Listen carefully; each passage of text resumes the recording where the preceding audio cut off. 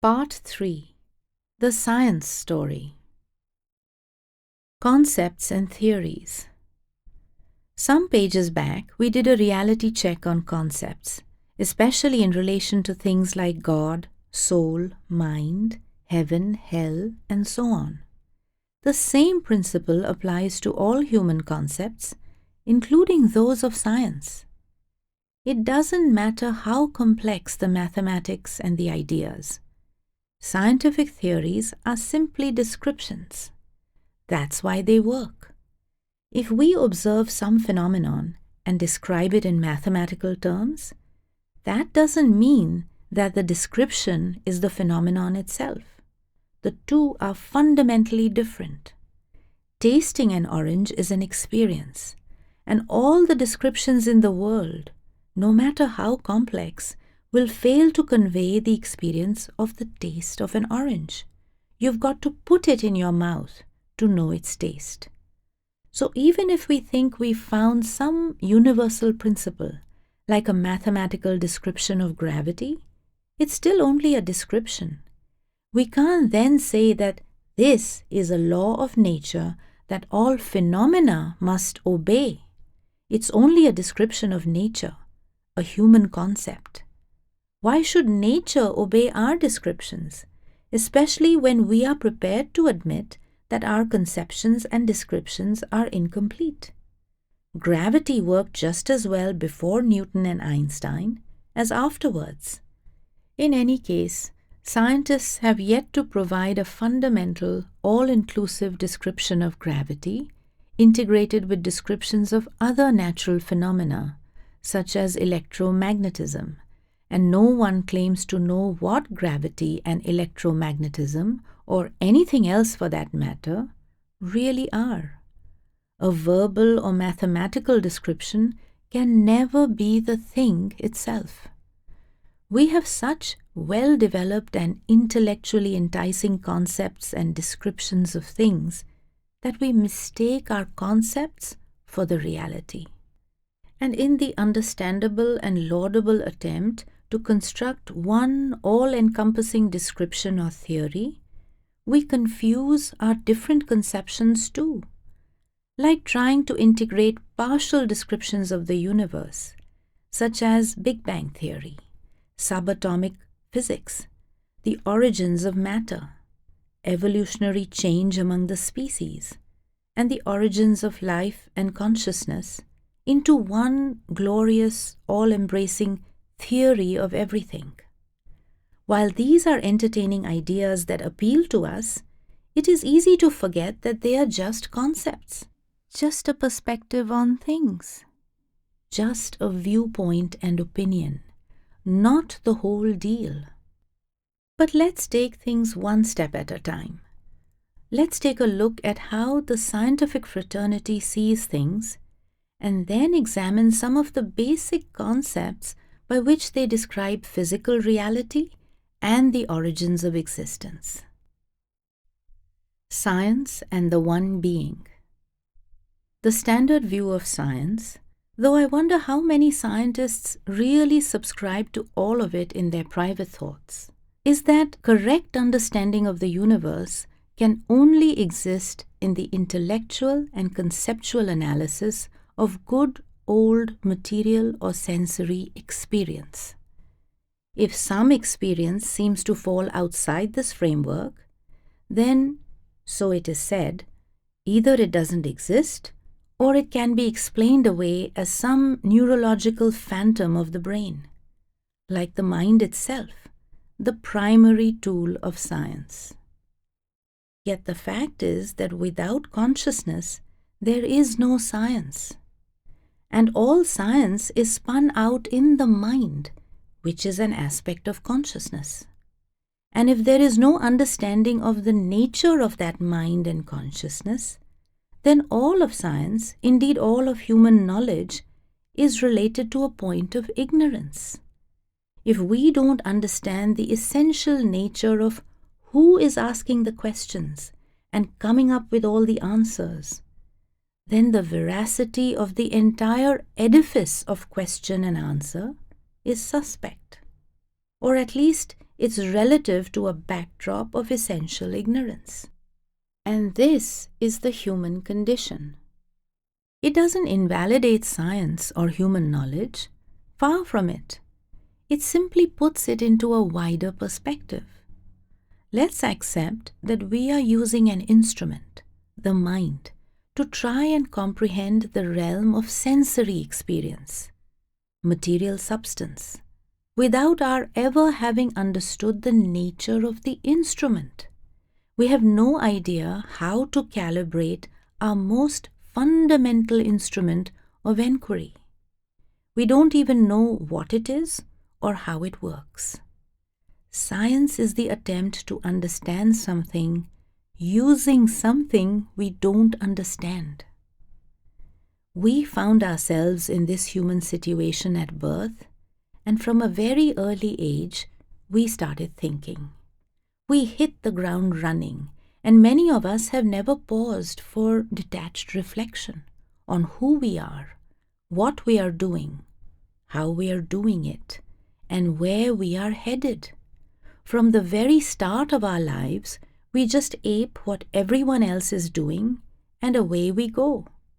If we get clever and think we have found a new answer to some question, we dine out on it for the rest of our lives. But do we know who and what we really are, and where our thoughts come from? The scientific community has become such an exclusive club that scientists won't accept anything that is not presented in their own terms. And since their terms are entirely material, nothing is acceptable unless it can be proved in terms of material evidence. And since consciousness is immaterial, science excludes all experiences of consciousness from its consideration, except sensory or material experiences. And this despite the fact that all scientific understanding takes place in the immaterial mind. When science considers mind and consciousness, it only does so by analyzing the electrobiology of the brain. It leaves no space for the personal, subjective exploration of consciousness. Come on, guys, we are going round in circles. We will never understand the essential nature of life and consciousness that way. Science and technology have achieved much, but they have not provided fundamental answers to the conundrum of our existence. Confusion and uncertainty will remain for as long as we entertain the idea that ultimate answers can be found in intellectual and conceptual terms. Once it is understood that there is a forgotten or hidden dimension to existence, the dimension of being or consciousness, then things will begin to fall into place. If we don't understand the relative and limited nature of our human science and knowledge, then we will remain in confusion, even if we insist that we have all the answers. Just look at the outcome of our great scientific adventure. A wrecked planet in just 150 years. Doesn't it indicate that we've missed the point somewhere along the line? All of science is illuminated by the simple understanding and realization that the fundamental characteristic of existence is not material substance, but being or consciousness. Everything is a projection of consciousness. This entire material universe and a multitude of heavenly realms too are all levels of being or consciousness. That may seem like too much to swallow, but doesn't it seem odd that while theoretical physicists are quite willing to entertain ideas of an infinite number of worlds wrapped up in hidden dimensions of space, the idea of multiple worlds lying hidden in higher dimensions of consciousness is far less appealing? Maybe that's because space is amenable to mathematical jiggery-pokery, while consciousness is not.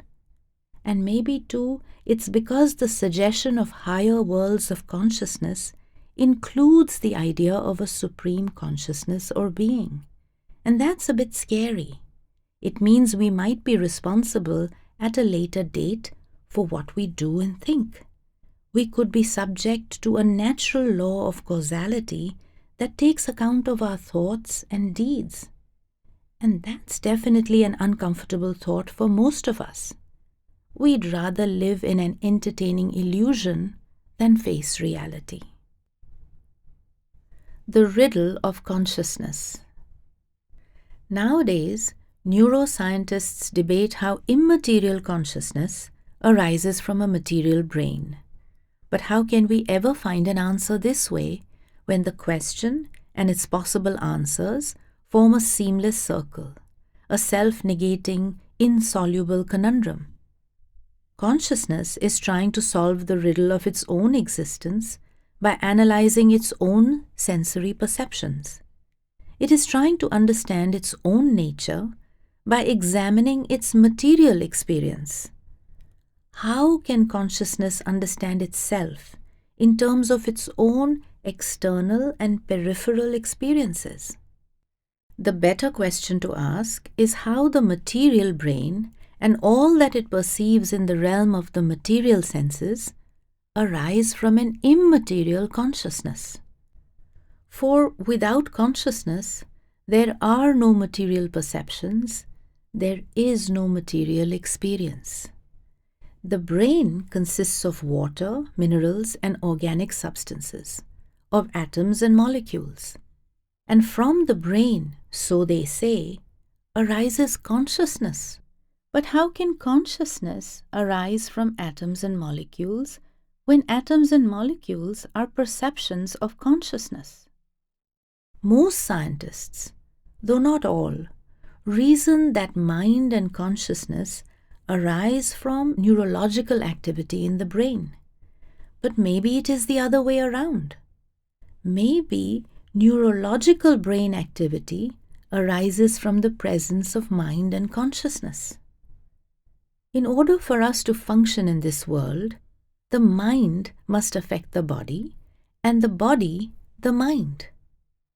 This means that all mental, emotional, and spiritual processes and experiences, including meditation, out of the body, and mystical experiences, will show up as neurological activity in the brain. But that does not mean that brain activity is the cause of mental processes and consciousness. That is why no amount of knowledge of the relationship between brain function and states of consciousness, including mental and emotional processes, will ever lead to an understanding of the nature and origins of consciousness. It won't help you to understand yourself. Even the science of psychology, the analysis of the functioning of the subconscious, has little basis in neuroscience. No conceptual answer concocted by the mind regarding either itself or that of the underlying consciousness that gives it existence can ever contain the whole story. How could it? How can the knees understand the entire body? How can a part understand the whole? The way for consciousness to understand the nature of consciousness is beyond the reasoning or intellectual faculty of the mind. Consciousness or being can only understand itself by a process of inward focus or concentration upon itself, by a process of inward expansion, of inward ascent in consciousness towards the source of consciousness, the one being, by a different way of knowing and understanding. This is nothing new to us. We are already aware that there are ways of knowing other than intellectual thought. How is it, for example, that we experience and appreciate beauty? How do we feel love and affection? Or how do we even know that we are conscious? Not by intellect or reason. The philosopher who said, "I think, therefore I am," got it wrong. The reality is, I am, therefore I think. Consciousness comes first. You need consciousness even to convince yourself that immaterial consciousness has no existence independent of material substance. The one being can also be called the universal consciousness. Our individual consciousness can only understand itself by experiencing oneness with its source, with the universal consciousness. And therein lies the answer to the riddle of consciousness. Hence, the sages of ancient Greece said, "Know thyself." This is no new idea. This way of knowing has been described by practically all the world's spiritual traditions. It is called mystic or spiritual experience. And it's not just Eastern traditions that are familiar with the experience. The ancient Greeks and many of the early Christians knew of it too. They called it gnosis. Once it is understood that the primary reality is being or consciousness, then everything starts to fall into place. A scenario based on the idea that matter and material energy are the primary reality will always be faced with the two questions. But where did it all come from? And who is asking the questions? The realization that everything is an expression of consciousness removes this sting from the tail. It takes us out of the realm of paradox and duality into the realm of being, where everything is as it is, outside the illusion of time. Then we come to understand that ultimate answers are to be found through the personal exploration of one's own consciousness, not through intellectual analysis. And this is the nature and purpose of meditation or spiritual practice. Transcending intellect, meditation is the exploration of consciousness by consciousness itself. It doesn't supplant or invalidate scientific study. It simply places it in a wider framework, the framework of the one being. The projected image and the energy dance. Everything we perceive with our senses is just a projected image. There is the light in the projector. That's the one being. Then there's the film through which the light shines. That's the mind. And then there's the screen on which the projected images appear. That's this world. And us? We are the light of the same essence as the one being. So we, with our minds, are a part of the projection system. We are conscious beings, and everything is a projection of the one conscious being, the universal consciousness. Switch off the light in the projector, and everything disappears. It's just an example, of course, just a concept or perspective, so it has its imperfections. The projection system is not a static affair. It is multidimensional and supremely dynamic. And there is a progressive hierarchy of screens on which the images are projected. As the light moves out from its source, each screen and its images become increasingly more dense and less subtle. These are the so-called higher worlds or heavens, with the final and most dense screen being the material world. The screens themselves are also projected from the source, as too are all the images appearing on them. So the imagery has its limitations, but maybe it gives us an idea of how everything comes into being and how all the little beings are a part of the process by which the cosmos is projected and sustained. What we call science is the analysis of the image that appears on the final screen, the material screen of sensory perception, of sensory experience. And the instrument of that analysis, the reasoning aspect of the mind and brain, is itself a part of the projection process, though barely distinguishable from the material screen itself. So there is no external material world that is entirely separate from us. Our sensory experience of the material world is the material world, or our personal version of it, for it's an entirely subjective experience. That's why we can never be certain that you and I have the same experience when looking at the same thing.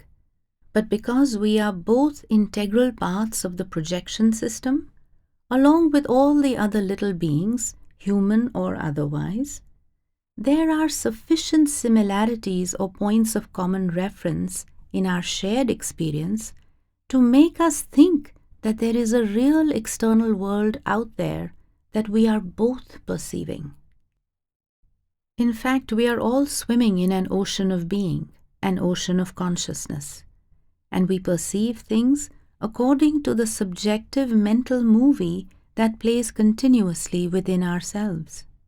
But again, it's all just a concept, a way of trying to describe the essentially indescribable. The concept is itself just another part of the dancing image on the screen. There's another way of looking at it, another example or concept. The one being is the ultimate energy source, the central powerhouse. And he is conscious energy too, don't forget that. His energy is imbued with an intelligence and wisdom way beyond human capacity to grasp. So he projects himself as a series of energy levels. His one energy dances outwards into a multiplicity of forms, or forms that we perceive since we are a part of this projected energy dance. And the bottom end of this beam of energy is what we call the material world. It's nothing but a dance of energy in which we are intimately involved as participating beings.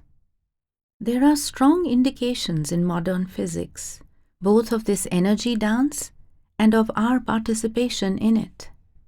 For a start, when we examine matter, we find that it is intensely energetic. Nothing remains still. All material substance, however solid and stationary it may appear, is actually seething with activity at the subatomic level. Matter is energy, as Einstein figured out, and as we see in nuclear explosions. Yet no one can say where all this constantly available and ultra-dynamic energy is coming from. And then there's the seemingly weird phenomenon by which the act of observation influences what is being observed. This means that nothing really has an objective state independent of the observer. There are plenty of books covering the subject if you want to know more about that one. So there we have it, us and our world, a vibrant, constantly moving image projected on a screen or a projected energy dance. And the primal light in the system, or the primeval energy of the dance, is the conscious light or energy of the one being. But these are only human concepts, spun out in the human mind. They will appeal to some and not to others. Either way, such concepts do little justice to the actual transcendent reality of the One. So, bearing this view of things in mind, let's take a closer look at some of the fundamentals of the material universe as described by science. We can begin by examining the extraordinary way in which the laws of nature seem to indicate that the very fabric of the universe supports our existence. And then we can take a peek at the supremely cooperative way in which living organisms themselves have kept our planetary biosphere habitable for hundreds of millions of years. The benign universe. It's a remarkable fact and something scientists have puzzled over for many years, but the universe itself is supremely and surprisingly bio-friendly. If it wasn't just the way it is, there would be no life. And it's not just a few things that make life possible. There's a vast array of seeming coincidences that make it possible for the universe to support life. Scientists have called these coincidences utterly astonishing, and by various other superlatives, for if any of them were different by no more than a hair's breadth, life itself could not exist. It seems as if the basic fabric of the physical universe is geared towards life. It is evident in every aspect of existence. Looked at from the sub-microscopic viewpoint, the physical universe is constructed almost entirely of more or less empty space, inhabited by a well-ordered soup of the subatomic particles that comprise matter and its energies. If the electromagnetic and other forces between these subatomic particles were less than they are, then atoms, molecules, solar systems, galaxies, and indeed the entire universe would fly apart. If, on the other hand, these forces were much greater, then the subatomic particles would be so tightly compressed that the atomic and molecular interactions required by life processes would become impossible, like swimming in molasses or concrete. Electromagnetic and intra-atomic forces are all optimal in value. Then there's the weight of subatomic particles. That is just right too. Neutrons, for example, are heavier than protons by a minuscule amount. If it were the other way around, so physicists have calculated, the protons would all have decayed into neutrons long ago. And without protons, there would be no chemistry and no life. Protons also carry a positive electric charge, identical but opposite to that of the electron. There is no apparent reason for this equality. Yet were it not so, atoms and molecules would never have formed. In short, the detailed organization of matter at the subatomic level is not just superlatively biofriendly, it's essential to the very existence of the material universe. It's the same story when you look at things from an astronomical viewpoint. First of all, there's this mysterious force we call gravity. Why should it have the particular strength it does? Why not more or less? It is gravity that holds the universe together in a dynamic yet stable manner. If it were too strong, everything would fall into one massive black hole. Too weak, and no moons would travel around their planets. No planets would orbit their suns, and no suns would circulate in an orderly fashion around the black holes at the centers of their respective galaxies. The strength of gravity also determines the optimal spacing between the stars for a life-supporting universe. If the stars were not spaced so very far apart, they would all fall into each other, or at least life would be continuously disrupted by the effect of near misses with neighboring stars. Passing stars would rip planets out of their orbits and generally unbalance what is actually a well-ordered universe. In fact, the stars are more or less perfectly spaced.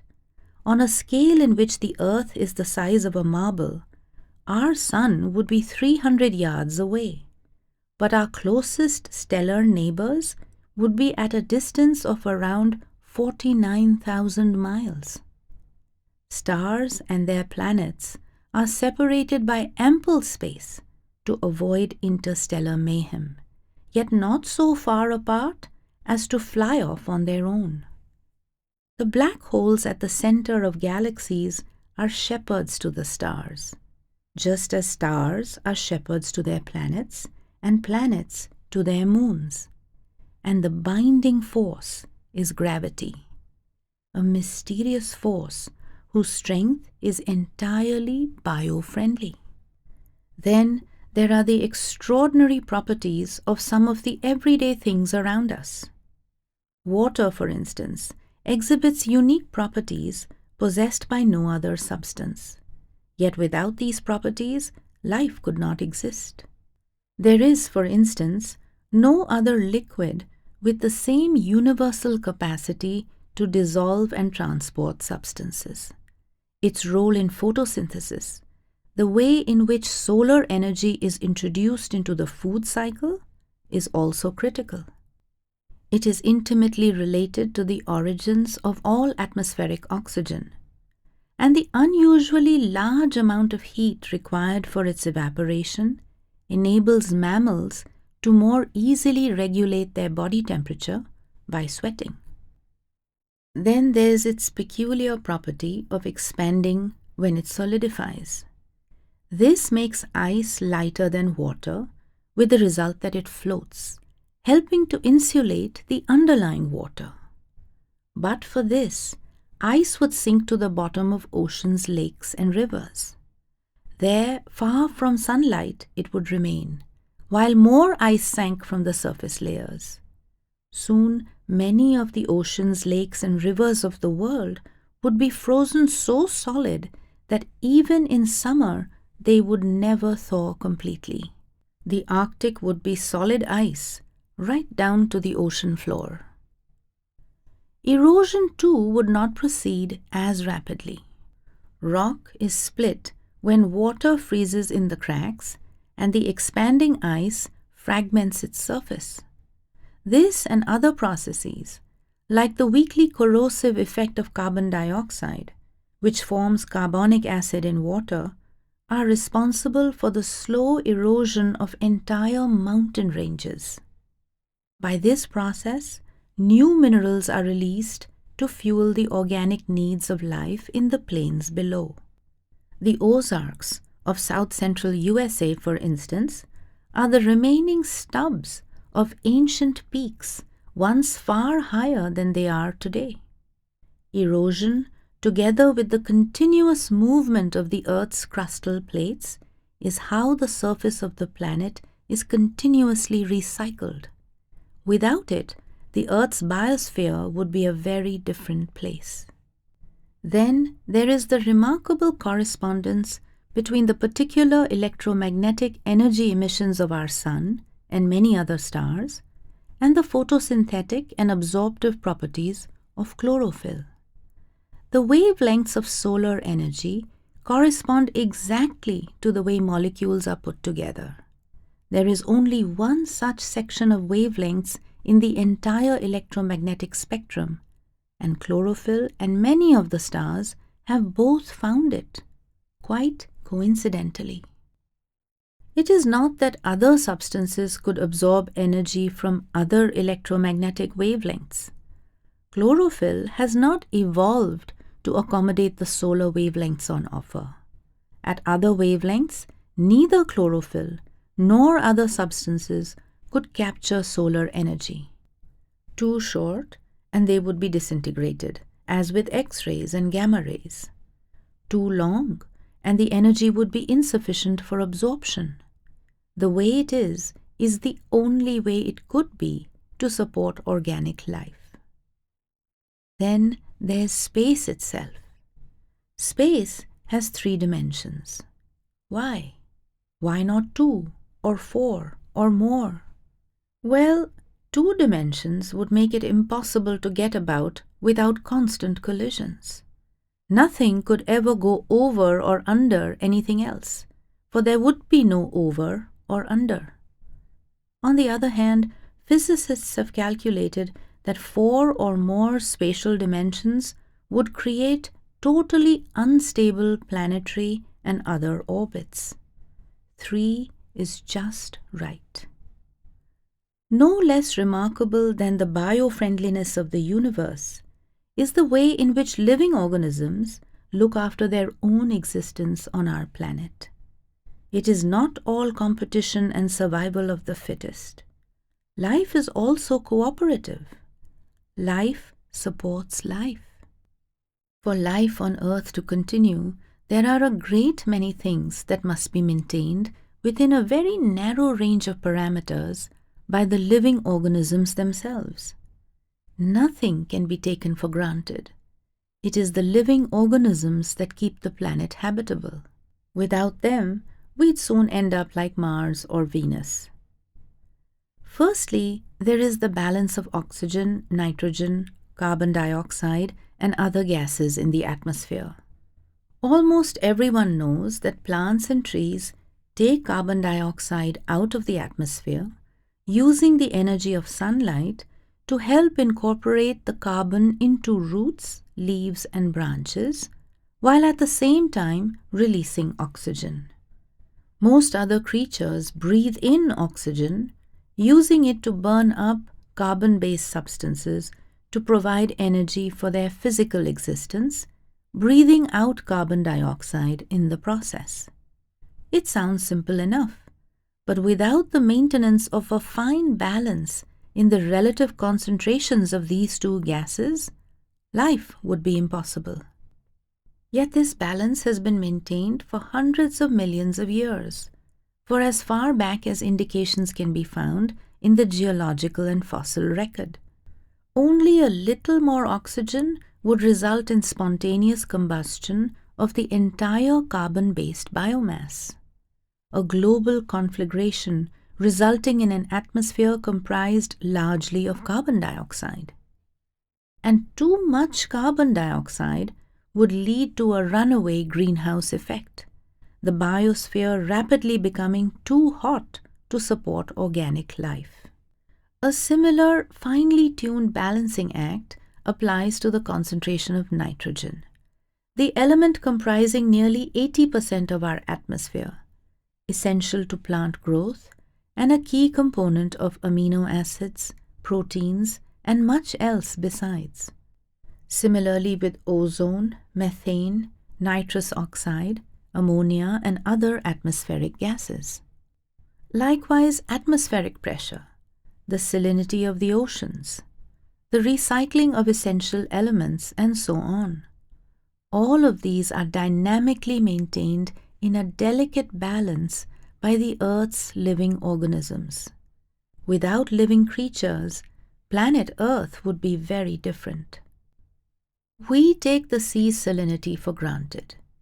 Yet apart from a few specialist bacteria and invertebrates, living organisms can only exist at very low levels of salinity, which the oceans never exceed.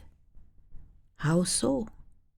Water runs off the land due to rain and snowfall. Every day, it carries millions of tons of minerals and debris to the oceans. The water then evaporates, falling once again as rain and snow upon the land. But not so the minerals. Some falls as sediment to the ocean floor or builds up in river estuaries, but much goes into solution, increasing marine salinity. About 540 million tons of minerals in solution reach the oceans every year. So the saltiness of the sea should be continually increasing. But it is not. Why not? Because armies of specialist plankton use the minerals, particularly calcium and silicon, in their shells and skeletons. When they die, they fall to the ocean floor, where they are destined to become sedimentary rock, such as limestone. If there are more minerals, the plankton population increases. Less minerals, and the population decreases. Every day, more than 1.5 million tons of minerals are deposited on the seabed thanks to the industry of these little guys. It's a perfect biological feedback system, keeping the oceans habitable. And not only that, a nuclear heat engine, largely powered by the decay of radioactive uranium in the Earth's interior, causes continuous movement of the Earth's crustal plates. This movement recycles the minerals on the ocean beds, thrusting them up as continental hills and mountains, which are again eroded finding their way back to the sea. By erosion, mountains supply the minerals essential to life on land and in the sea. Without this constant recycling, as the mountains were all eroded away, organic life would come slowly to a halt. Then there are elements such as iodine and sulfur, essential to so many living creatures. Why don't these elements all end up in the sea? It is because they are intercepted at the coast by seaweeds like kelp, which combine them with carbon and hydrogen, converting them into gases that blow back over the land in clouds and onshore breezes, returning them to the earth with the falling rain. Every year, about 1 million tons of methyl iodide are recycled in this manner, sufficient to maintain a healthy concentration of iodine in the soil and hence in fruits and vegetables and higher up the food chain. And so the story continues. We could go on detailing the remarkable ways in which the planetary biosphere maintains itself. Nature has many ways of keeping its own balance against the backdrop of a universe whose essential nature is bio-friendly. The fact is that everything seems to be perfectly arranged for the existence and maintenance of life. If one sees the physical universe as the ultimate and only reality, then there is no explanation for it. It is utterly astonishing.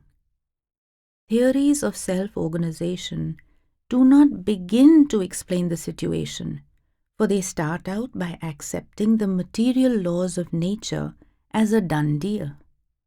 But how do these laws arise? Why are things the way they are? Where does all this order, organization, and life-sustaining beneficence come from? Why should it be possible to discern any repeating trends in nature or any organization at all? Why isn't everything infinitely spontaneous and chaotic? The truth is that scientists have no convincing answers, even for the fundamental order and organization in nature, let alone the fact that this order is pro-life, and that life itself is so amazingly self-sustaining. True, it has been argued that all these factors simply represent the remarkable ability of life to adapt to circumstances. In some instances, this may be a part of the picture. But how and where does life get its remarkable capacity for such adaptation? From a mystical perspective, from the viewpoint of the one being, there is nothing at all mysterious about it. The cosmos is well ordered, and its inherent laws and principles support life because it is projected and sustained as an integrated whole from the ocean of life and being itself.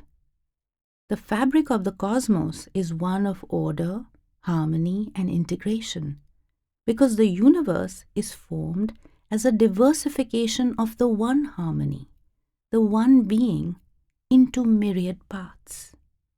The same one light illuminates all. The same one life gives life to all. Living organisms are bound into one self-sustaining whole because their inner essence is one. They are all drops of the same ocean of being. We are not amazed by the order and patterning we see in a kaleidoscope because we understand that one original pattern has been reflected and multiplied many times. The same principle lies behind the way in which the one being projects the universe. He is the supreme intelligence, the supreme consciousness, and that intelligence and consciousness is projected and reflected into everything and pervades all.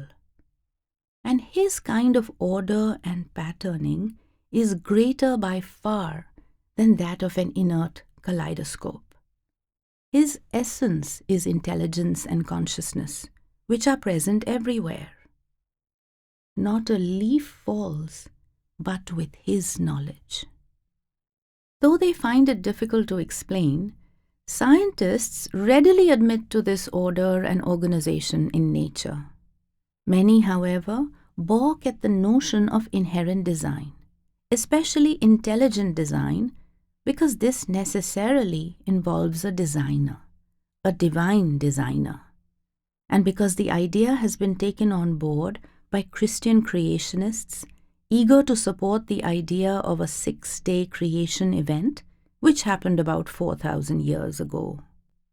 In many ways, however, from the non-religious and universal viewpoint of the cosmos as an emanation of the one being, the debate over whether or not there is a designer is a non-argument. In the one being scenario, there is no independent divine designer. What you see is what you have. We are looking at the designer when we see order or design. Nature is the living, visible garment of God, and He is one with His garment. This is very different from the aloof and independent God of common religious conception. That is why I've largely avoided the God word. The one being is eternally present within every being and within every particle of the cosmos.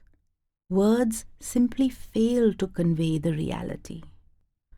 So, the universe as a projection of the one being is naturally supportive of life or being, and the individual beings are all bound into one integrated and self-regulating whole.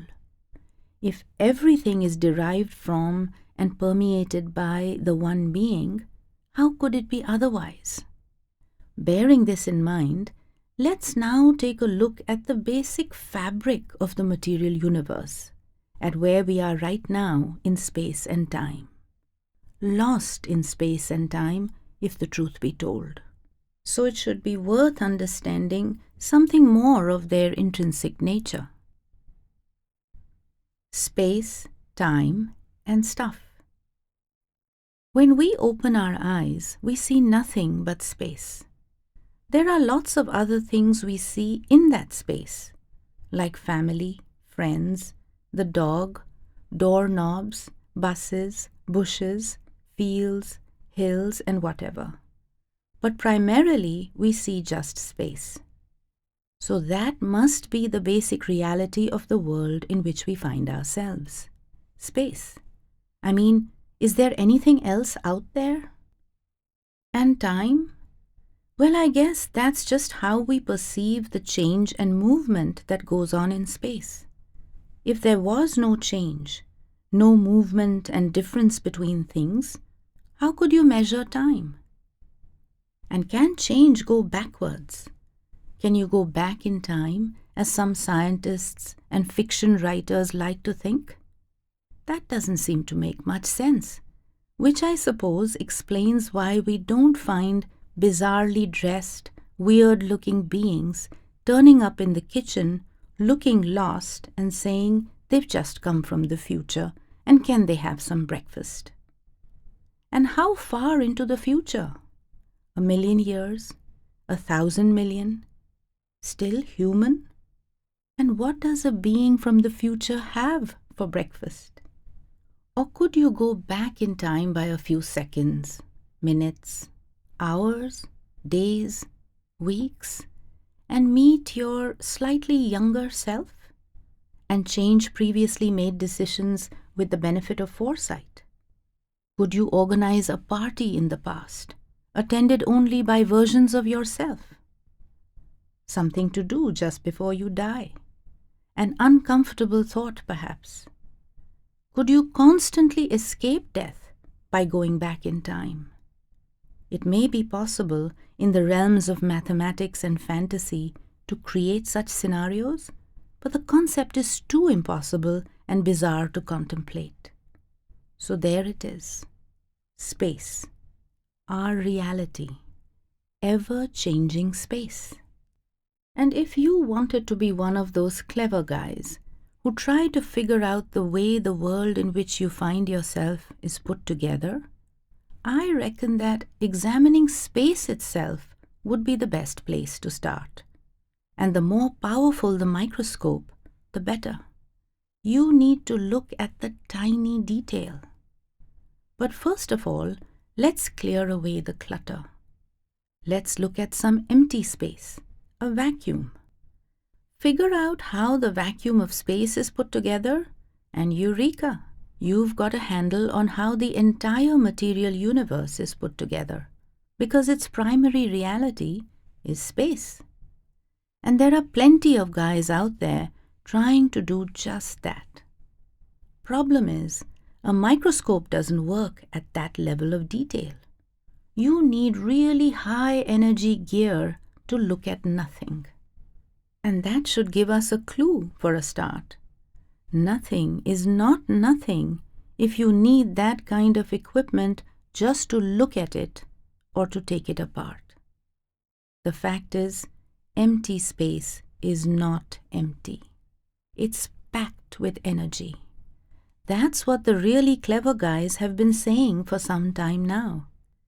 And as for the details, there are a few who have developed the maths to show that.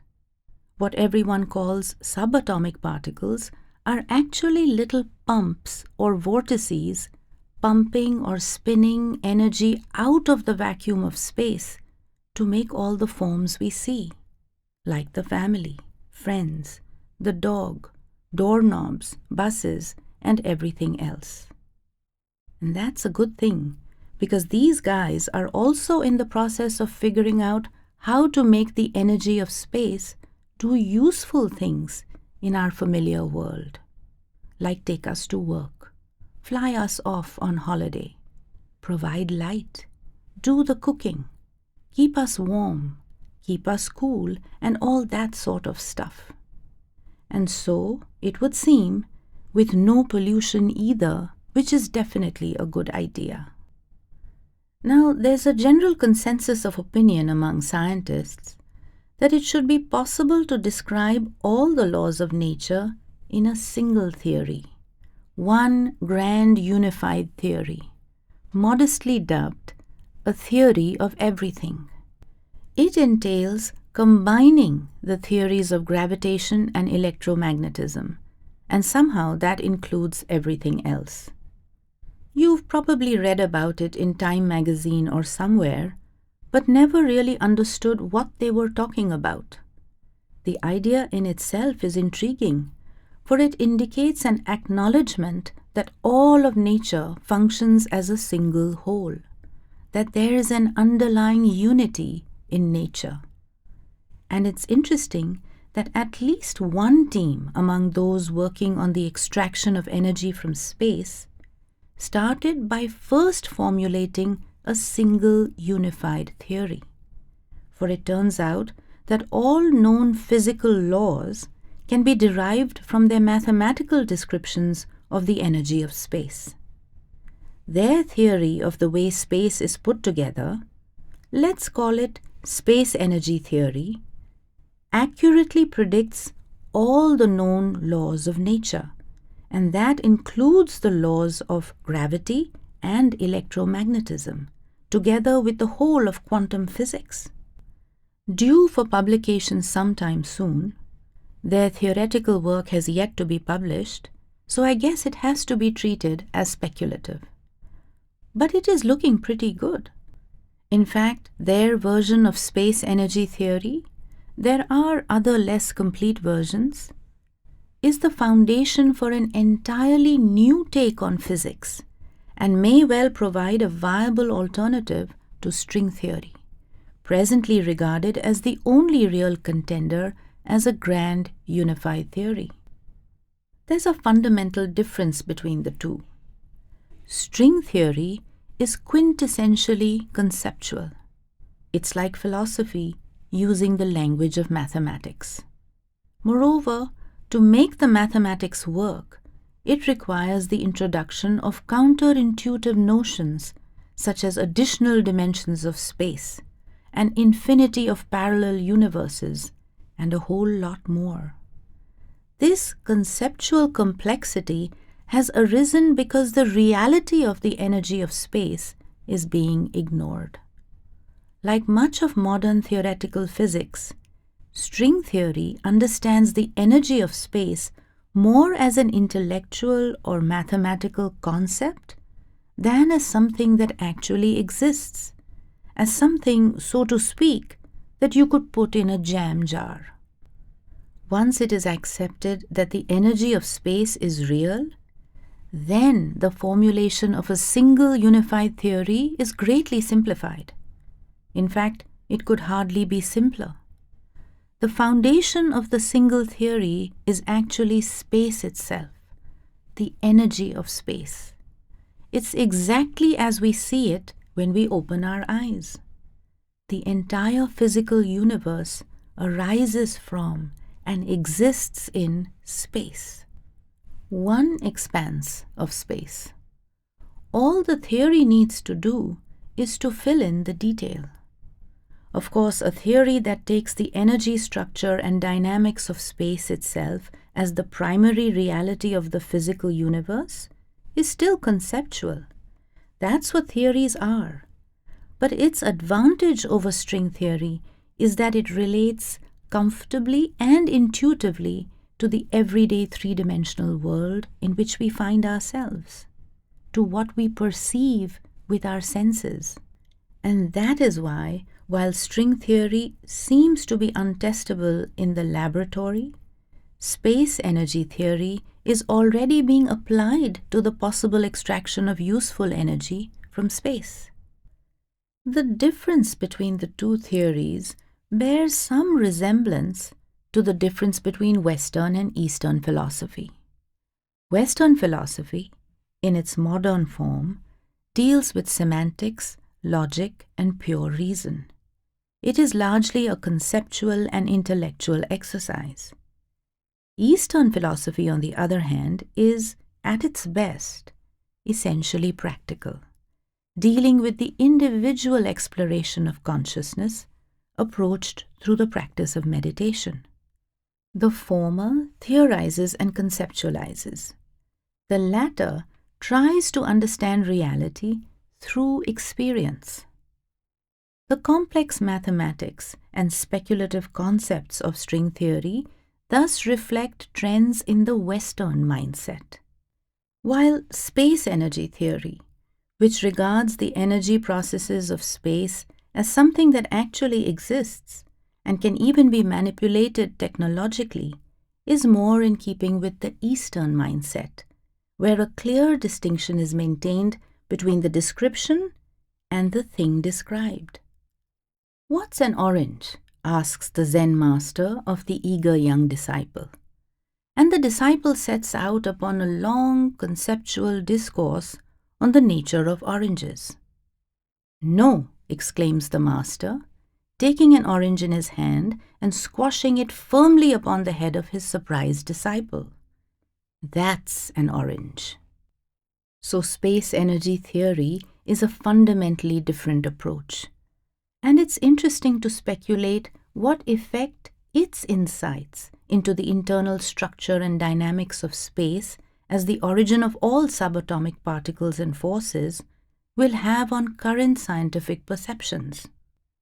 It will probably herald as great a shift in basic scientific understanding as the discovery that atoms have an internal structure, something that was a major breakthrough at the time more than a century ago. The discovery was hotly contended to, for the atom had previously been deemed indestructible, and many physicists of the day genuinely thought that there was little more in physics to be discovered. Presuming that the theory can be successfully translated into technology, a practical understanding of space energy processes has the potential to revolutionize all aspects of science. Everything from energy generation to information technology, to medicine, to neuroscience and the understanding of brain function will be seen in a new light. Maybe the brain will come to be understood as something like a space energy computer until the next major shift in scientific perception takes place, perhaps as an integrated understanding of the energies of mind and space. Who knows? And who knows how far science can go before it reaches the limits not only of intellectual understanding, but of the physical universe itself. Or maybe there are many conceptual frameworks by which the energy dynamics of the physical universe can be described. And with the passage of time, we will move on from one to another. But whatever the concepts and theories, the question that remains unanswered is, where does all this vibrating, dancing energy of space come from? And the answer given by the sages is, from the word, the axis of being, the ontological dimension, the tree of life, the cosmic music. It's all the intelligent and conscious energy of the one being dancing into created form. We are aware that everything around us is constantly changing.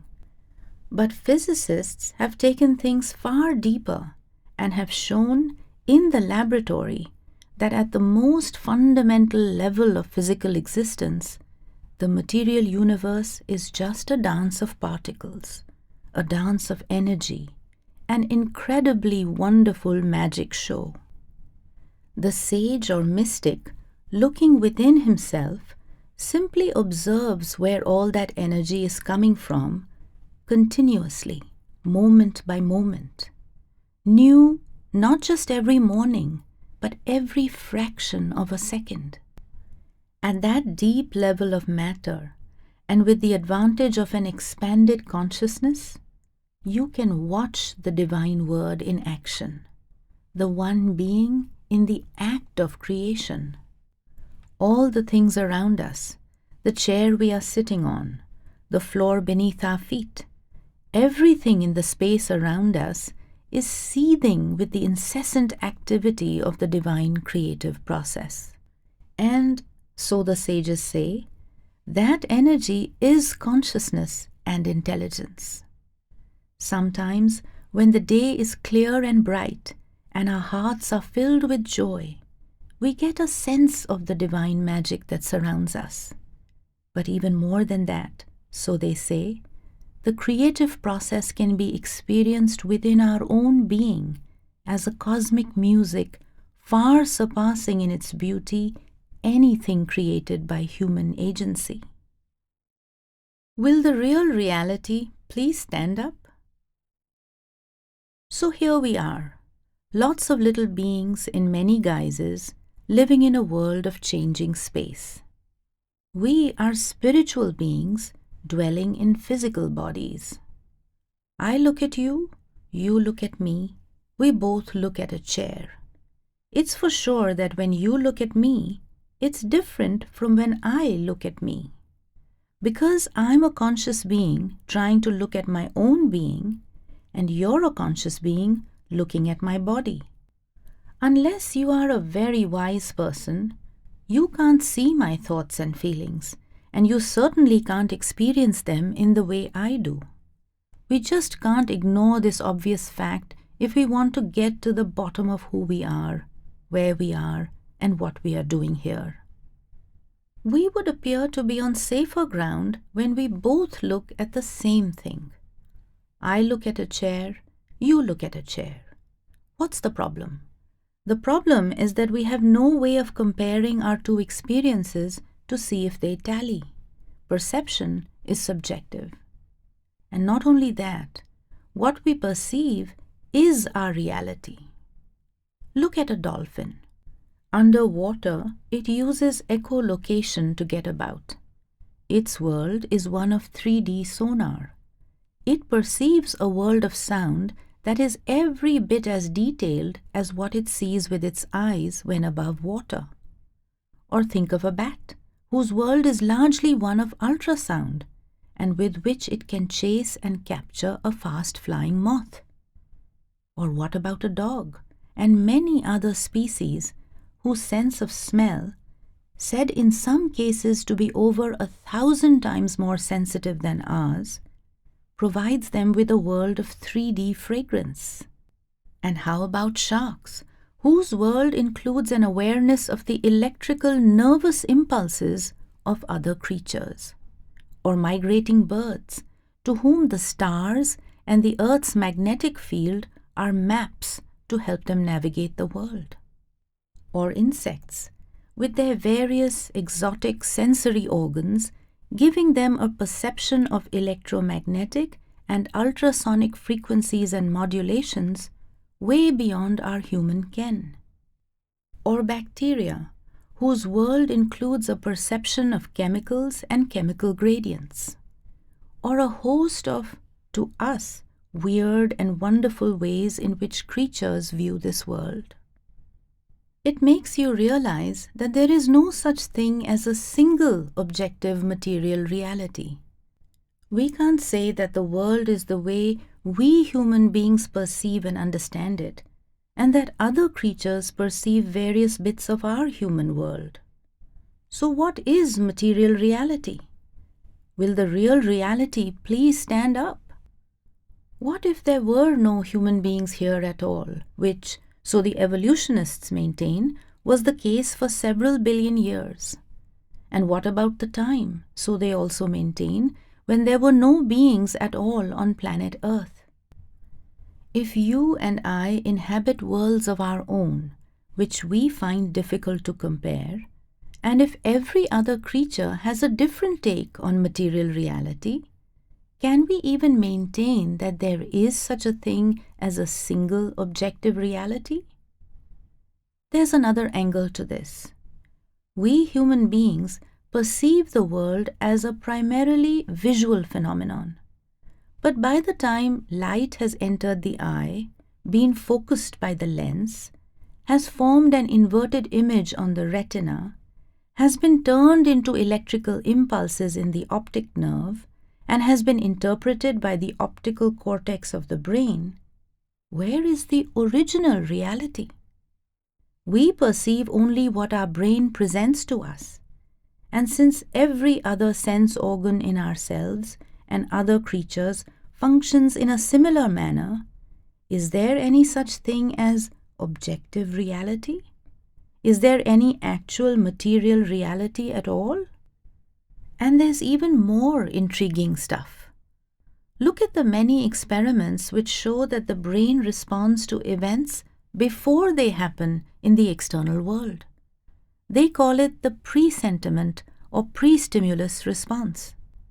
For instance, the brain takes account of pictures presented at random on a computer screen a split second before the picture has been presented.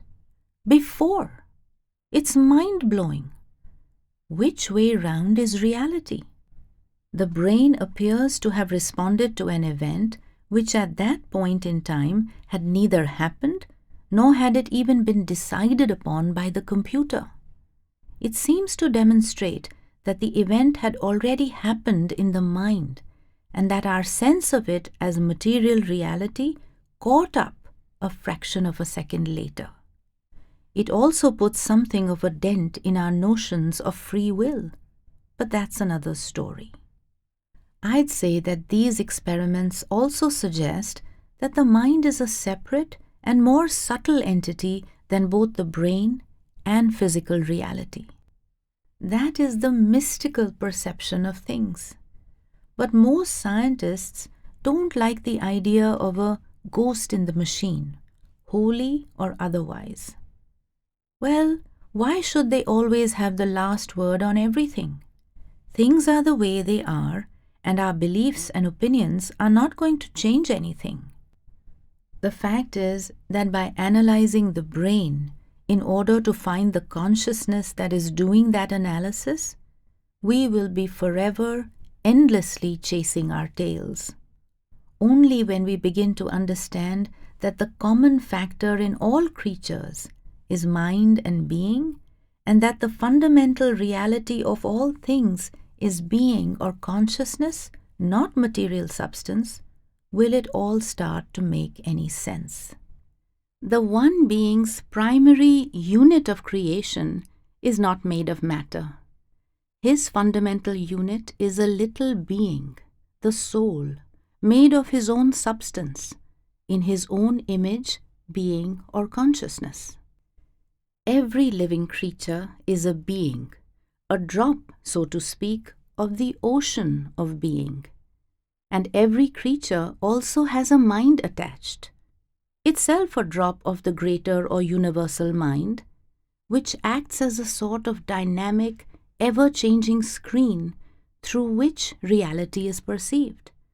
And the mind is formative. It is the mind that creates the multiplicity of changing forms. The mind consists of subtle, shifting patterns, limitations or constraints upon the essential being or consciousness within. And it is the mind that is projected outwardly, or crystallized, so to speak, as a body. This is what makes one species different from another. The character of the mental envelope around the soul, the mental pattern from which the physical form is manifested. And a part of that mental envelope is what we call instinct, the unconscious and mysterious mental functioning that constrains each creature to behave in the way it does. Every creature is a being encapsulated by mind, which has taken material form as a body. That's how beings reincarnate and transmigrate from one body to another. What a being does in one life leaves lasting impressions on its mind, which then precipitates or manifests as the body and destiny to which that being is bound in subsequent lives. Reincarnation is the result of subtle, hidden processes of the formative mind. The mind is the means by which the requirements of the karmic law are worked out. The law of karma is actually the law of the mind, of duality, of cause and effect, of events happening in time. So the primary reality is one of being, not of material substance. And beings go wherever their minds take them. If you watch a dog or a cat, it always has some idea in mind when it acts. The same is true of human beings, and also of creatures such as birds, fishes, insects, and so on, which we human beings have such difficulty empathizing with and understanding. Whatever the creature, all action originates in the mind. We only find it difficult to understand because we do not know what it is like to be a bird or a fly or a whale. And if we find it so difficult to understand them, imagine how difficult they must find it trying to understand us. Mostly animals seem to assume that human beings have the same sensory perception of reality that they have. A tiger, for example, which has a keen sense of smell, will always approach a prey from downwind because it presumes that the animal can smell it. In most instances, this is a fair assumption, but man-eaters approach a human prey in the same manner, unaware that human beings can't smell them. Of course, the mind of a dog or a bird or an insect, heavily hemmed about by instinctive impulses and without human language, is very different from our own, but it is present nonetheless. Through his word, the one being has manifested himself as a multitude of little beings encased in minds and bodies. Yet he remains as the unseen reality within every being. He is the primal source pervading everything. An understanding of the ubiquitous presence of this one universal, all-pervading being makes it possible to comprehend many things about our otherwise confusing existence. As human beings, we may not be able to gain a full and complete understanding of everything because the human mind is limited in its sphere of activity. But we can certainly understand something of our situation and our limitations.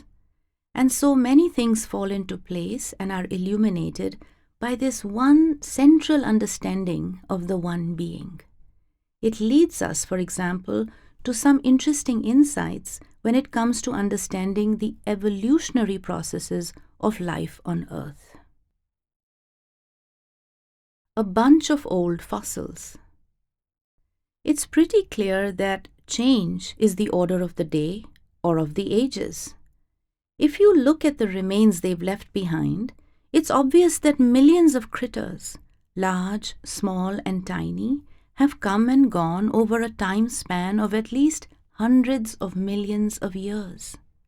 The Earth's environment changes continuously, and the creatures have changed with it.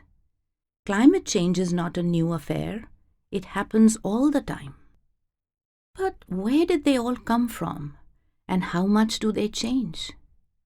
Well, first off, let's understand that it is the changing minds of all creatures that result in all the changing circumstances. All the little beings, all creatures, are effectively shareholders in the reality they occupy.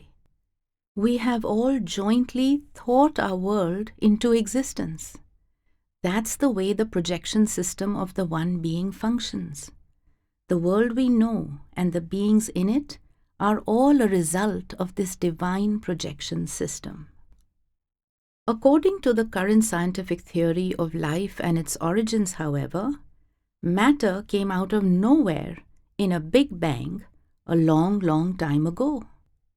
That matter then self-organized itself until one day the first living creature came into existence due to an accidental combination of environmental circumstances, such as water, chemicals, lightning, and so on.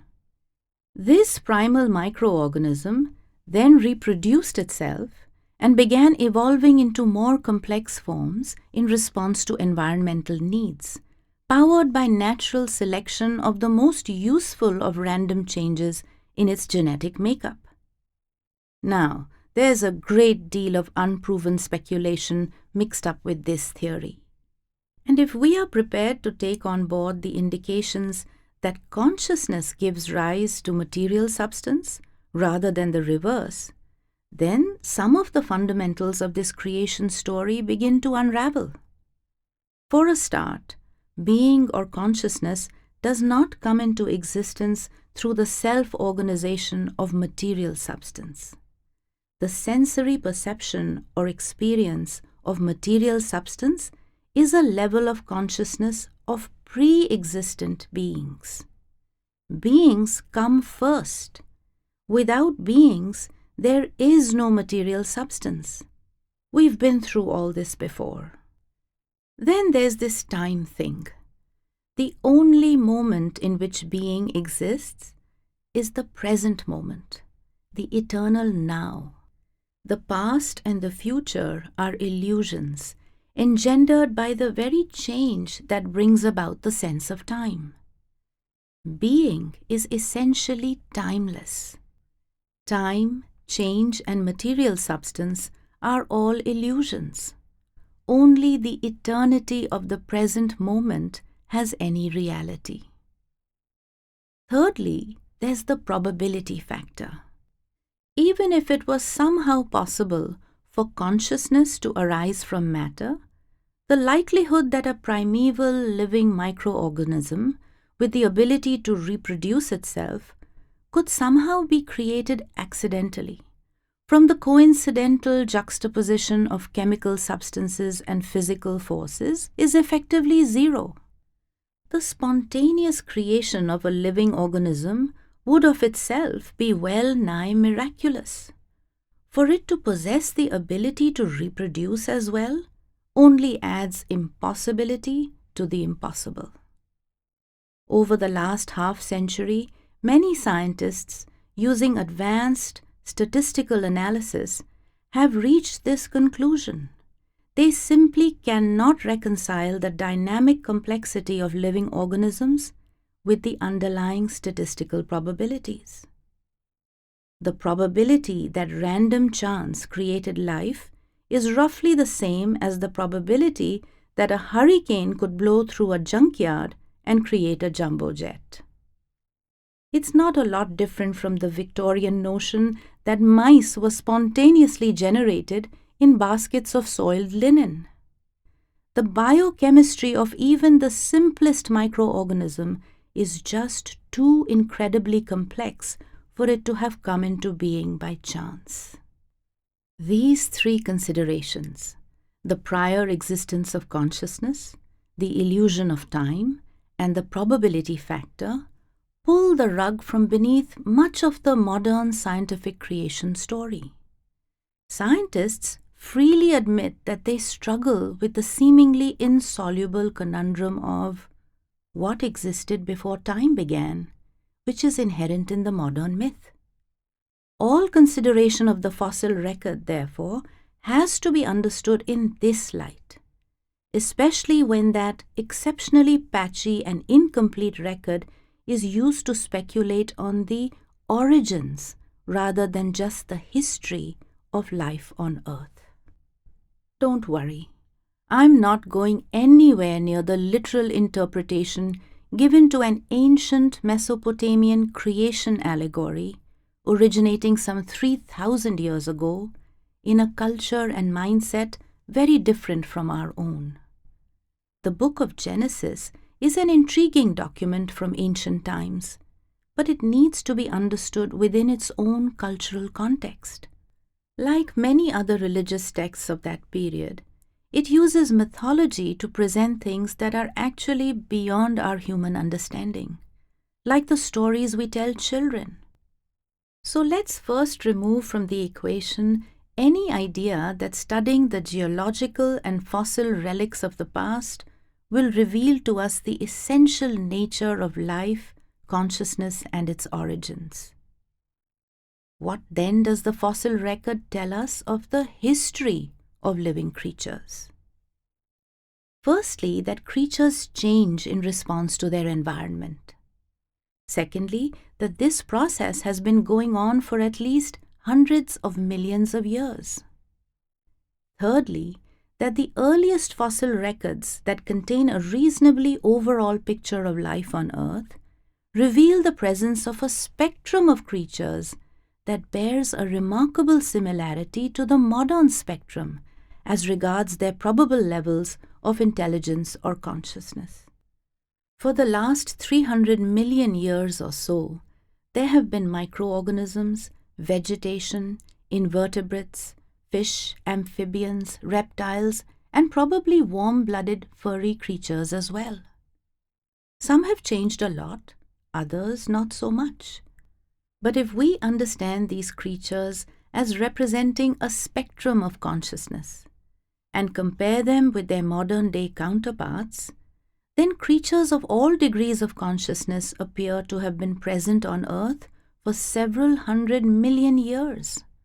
Only the outward forms have changed. And before that? Well, the fossil record, which at its best represents only the tiniest of a tiny fraction of the life forms that have ever lived on Earth, gets increasingly patchy, as you might expect, given the tremendous geological forces that move, shift, mold, and recycle the surface of our planet.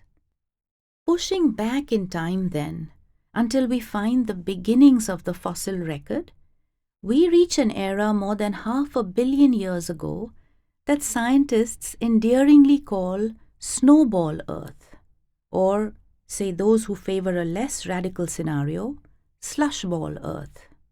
Either way, it was pretty chilly. The Earth was so cold that it was wrapped in ice, up to 1 kilometer thick, say the snowball proponents, and it had been that way for a long time. If that was indeed the case, it would have been sufficient to grind much of the surface to dust, including fossilized creatures any larger than bacteria. And that is why, perhaps, there are no fossils of anything but bacteria and a few isolated instances of invertebrates from rock more than 500,000 years old. There is certainly no clear evidence that life and consciousness originated from material substance.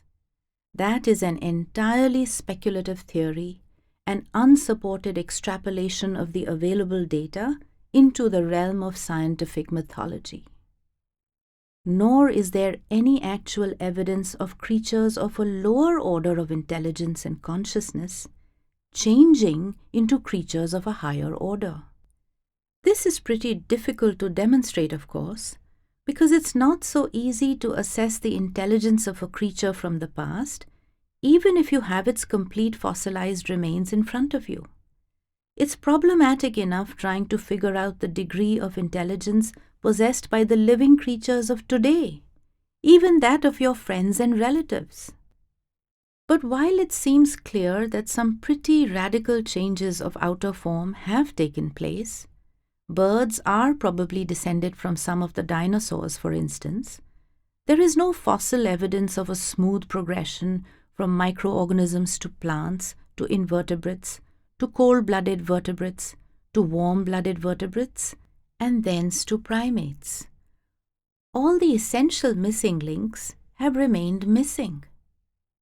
And human beings, or whatever creatures represented our level of consciousness in the past? That's the most contentious issue, of course. Proponents of the ancient man hypothesis cite a few ancient artifacts that suggest the presence of intelligent beings such as ourselves, and which are said to date from way before the relatively recent time span generally allotted to human beings. Metal objects embedded in coal and ancient rocks, human-like footprints in ancient alluvial deposits, human skulls and skeletons from way before we are supposed to have appeared on the scene, and things like that. Mostly they are finds dating from the 19th and early to mid-20th centuries, and their authenticity as truly ancient relics is dubious. But even if they were genuine, the strength of the modern neo-Darwinian belief system is sufficient for them to be generally discounted as valid fossil evidence without further consideration. Most scientists are ultra-wary of having anything to do with them anyway, since such an interest is likely to be seriously bad for their career prospects. So the question remains open, though in the minds of most it is shut. From a more cosmic perspective, looking at life, the universe, and everything as an expression of a hidden intelligence or being, it seems likely that there have always been creatures possessed of human-like intelligence and the potential for realizing the highest levels of divine consciousness. But that's a priori reasoning, of course, and actual evidence in the fossil record is slim to non-existent. Such is its nature, since it represents only the tiniest of tiny random windows onto the events of the ancient past. Even so, absence of proof is not proof of absence. But what drives all this change? What drives evolution? From a material standpoint, it is clearly the need to survive in a competitive biosphere and to adapt to a changing environment. Traditional Darwinism dictates that this comes about through natural selection of random genetic mutations. But looking at the well-ordered ways of nature, I have difficulty accepting that so vital a need as adaptation to changing circumstances is not covered by something cleverer than blind chance and random mutation. Genetic processes are already known to be so intricate that it would seem bizarre if one of their primary functions was left to mere opportunism.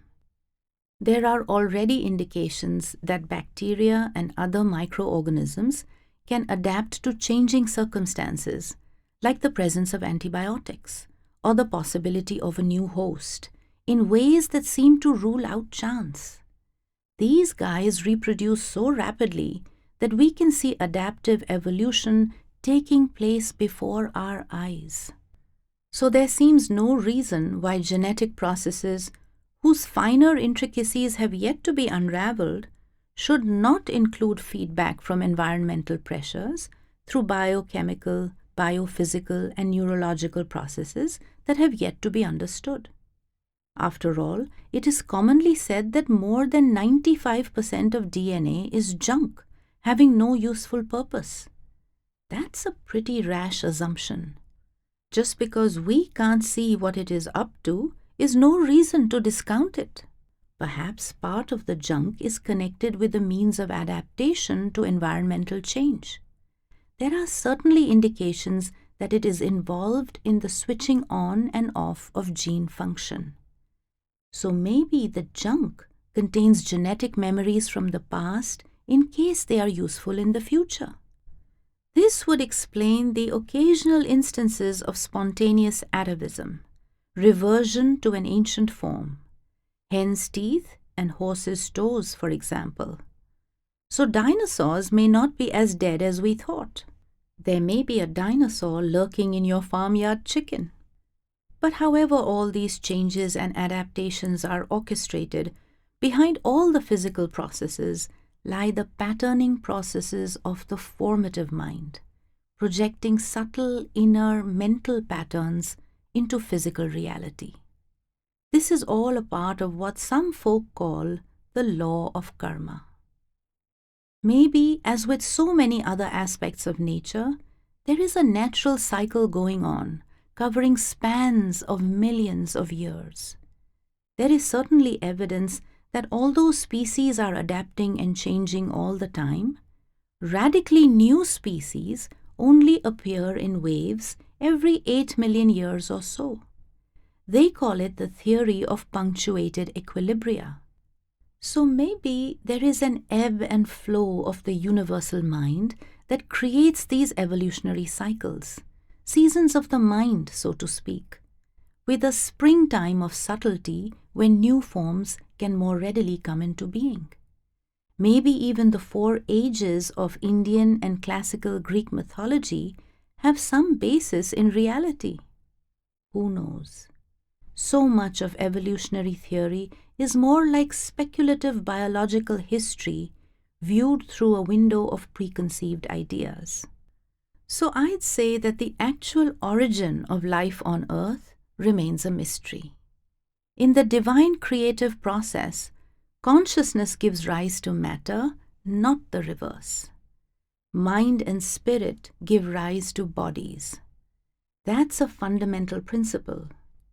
Of course, that leaves open the question not only of how life got started, but of how the physical universe itself got going. And that's the final fundamental mystery to consider. A bangingly big question. Looking at what all the galaxies and whatnot are doing right now, scientists have come to the conclusion that the physical universe started in a very big bang a long, long time ago. That's the current creation myth of the scientific worldview. But what's the evidence? Well, for a start, everything appears to be expanding, as if it had all come out of one very small, still point.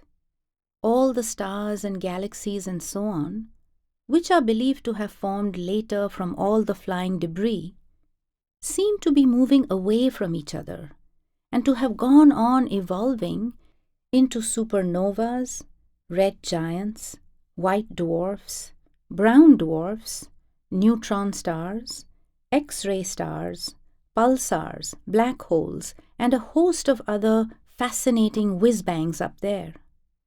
Then there's a sort of glow in the vast spaces between the stars that is believed to be heat radiation left over from the Big Bang. And anyway, so the reasoning goes, how did all those stars and things get there in the first place? Everything has to start at some point in time, doesn't it? If everything came out of one still point and has been expanding and evolving since then, they reckon that it all started about 14 or 15 billion years ago, and that our solar system is about 4.5 billion years old. There's a lot of supporting data for these timescales too, so it's all pretty convincing stuff. But hang on. Before the Big Bang, there was no time and no space either. And we are beings, units of being, remember?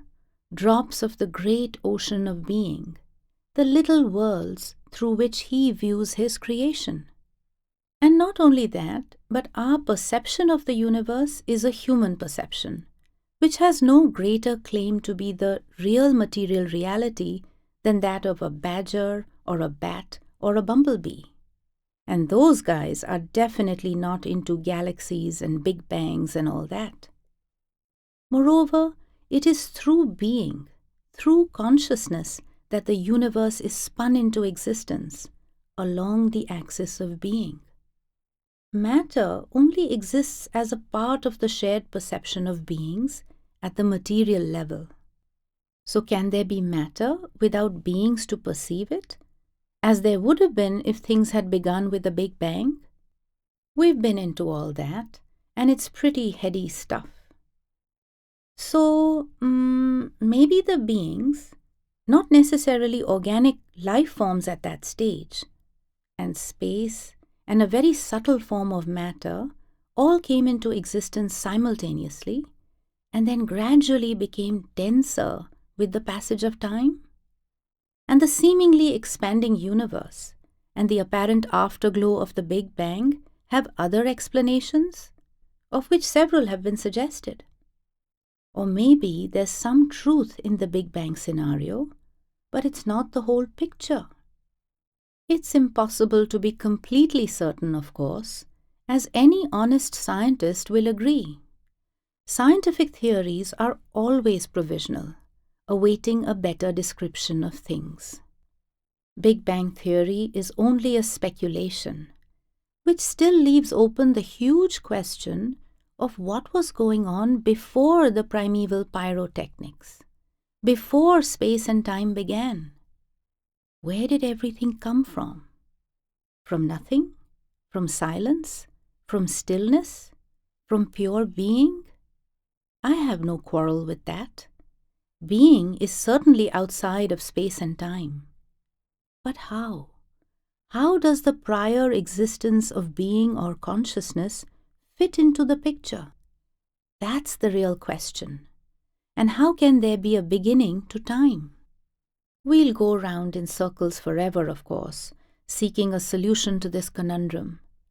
But to my mind, any understanding of how the material universe came into existence has to include the principle of being, for this is what still sustains it right now, and what gives energy to so-called empty space. The creative process is still going on. It didn't stop 14 or 15 billion years ago. Moreover, any understanding of the origins of time and space, and all who sail in them, must include how the mind and intellect exist as well, the very faculties that are trying to do the understanding. So in the end, maybe we just have to admit that a part of being cannot understand the whole of being, and that the full story of our origins will always remain a mystery to human intellectual understanding. To truly comprehend how the dance goes on and the nature of our part in it, we need an altogether different kind of knowing that encompasses consciousness and matter and the primal source of it all. To really see what's going on, we have to escape from the screen of our projected reality and find our way up the beam of light to its source in the projector. We have got to climb the axis of being within ourselves. We've been here before, I think. Present in the presence. And so, we could continue with such intellectual cogitations, understanding that the scientific worldview is not the answer to life, the universe, and everything, but does fit comfortably within a mystical perspective, is valuable because it strengthens an awareness of the sacredness of nature, and it can help thereby to stem the tide of destruction we have unleashed upon the planet.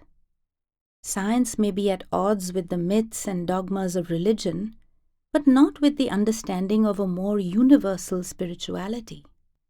Science is only a way of looking at the material universe, a way of understanding and manipulating nature. And if some of its basic concepts are beyond your grasp, you are not alone. They are beyond the grasp of the scientists too. They are forever discussing among themselves what some of their fundamental theories actually mean. Nobody is really sure. Much of it is just hot air in the brain, spun out in a mind whose real nature is unknown. When it comes to quantum physics, for example, they say that if you think you understand it, it's a sure sign that you don't. The same is true of mysticism, of course. It's not science itself that is to blame for all the environmental havoc. It is we, human beings, utilizing the fruits of science, looking to our own personal gain, unaware of the bigger picture, who have messed things up. And while we are a social species and need to address planetary issues in a unified global manner, the essential solution to our problems will always lie within our individual selves. Life is a learning process. Human existence is a schoolroom. Our field of study is our own personal spiritual evolution. How to become better human beings. How to raise our spiritual consciousness. And there is, one must presume, a divine purpose hidden in this process.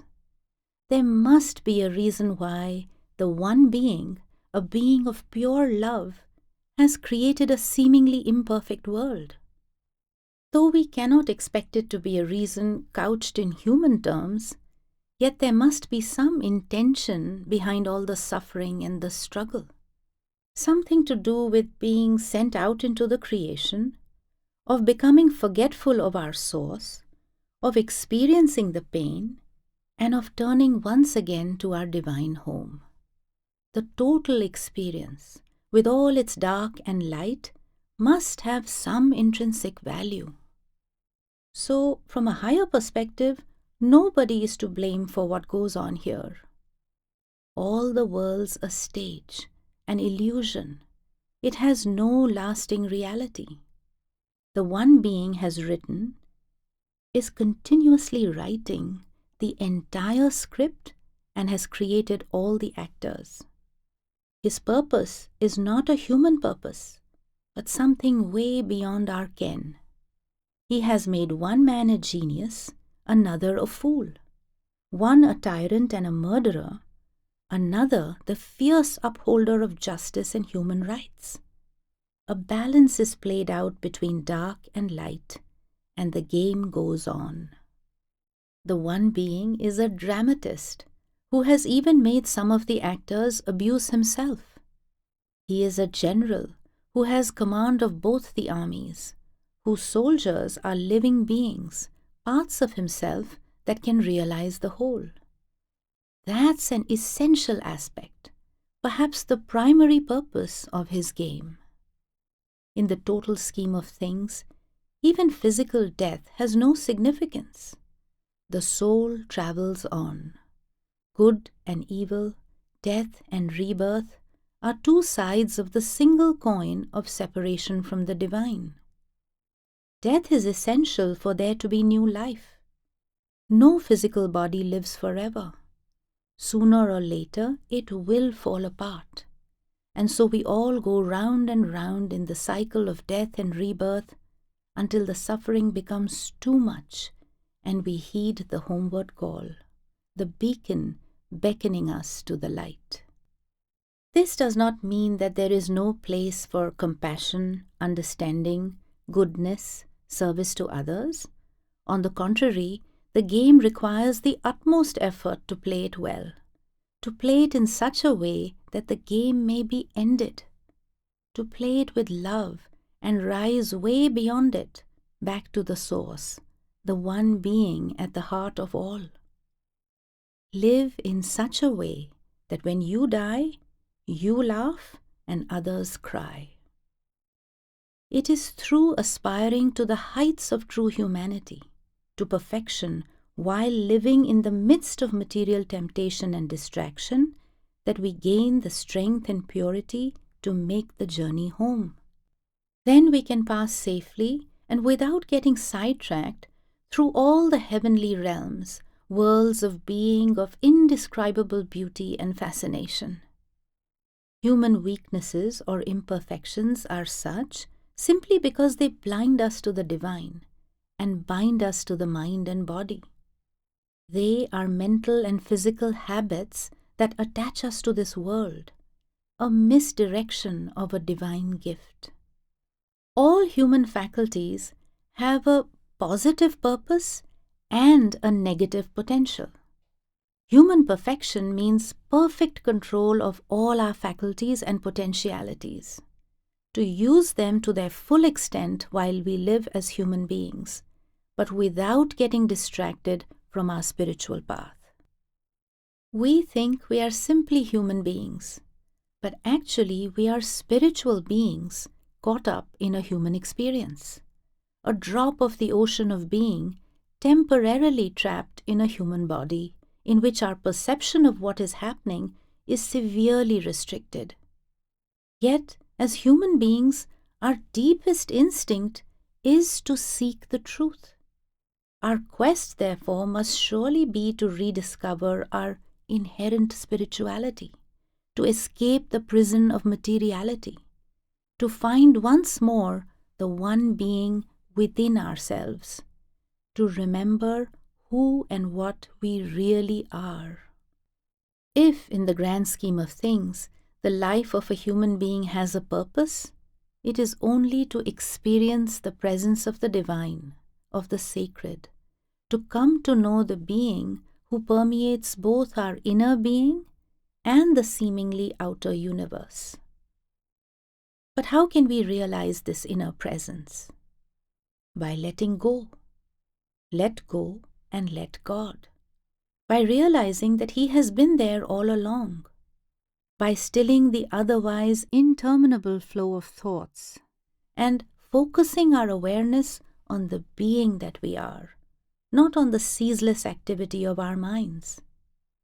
Our preconceptions, our discursive thinking, our worries about the past, our concerns for the future, our emotions and desires, our continuous preoccupation with our individual selves and with the things of time, all these have absorbed the attention of our inner being to such an extent that we have become forgetful of the one being within, of the divine life or consciousness that gives us our existence.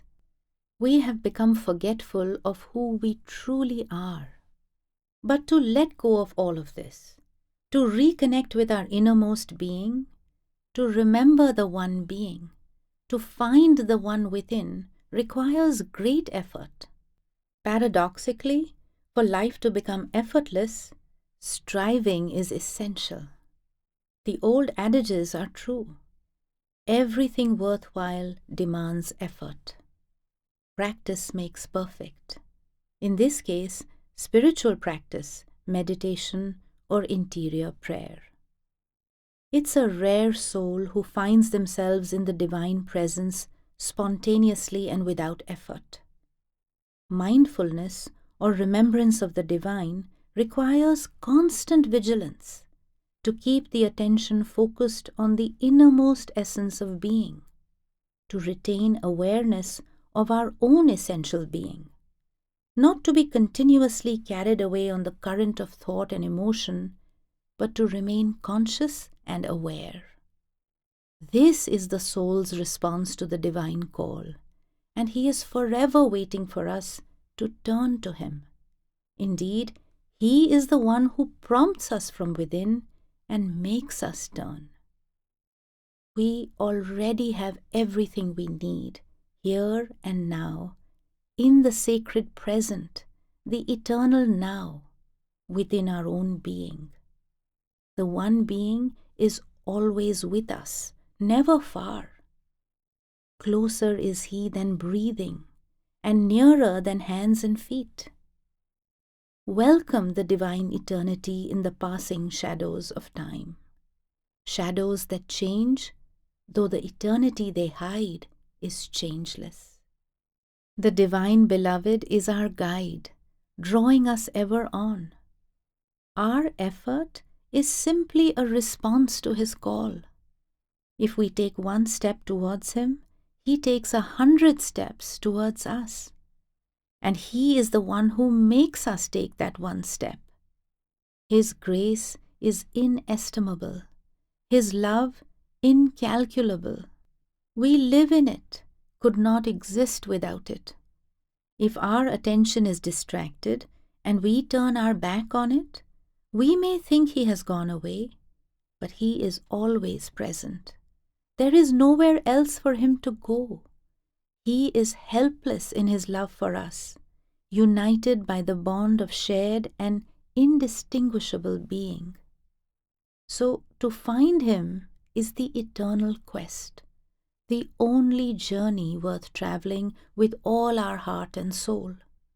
To remain seekers until the journey's end, never to give up, to remain positive, to let go of despondency and negativity, and become aware of the One. It is in the simplest things that we discover that He is always there. We can find Him in nature, in the garden, in the kitchen, in the office, in our family and social life. He is present in a war zone too, and in the extremities of disharmony and distress. He is in the smiling face and twinkling eyes of an old friend, in the antics of a child at play. He is in the poor man and the wealthy, the sinner and the saint. He takes on myriad disguises in the people and events that come our way. A king, hidden in the rags of humanity, even with all its imperfections. In the beauties of nature, despite the constant competition for survival. He is never apart from His creation. He is always there, within every little being, every soul. It can never be said enough, never recalled enough, never lived enough. He is in the present moment, right now. He is within, He is without. Whenever the mind is quiet, we will find Him in our being. He is the wind beneath our wings. He is not what we think, He is what we are.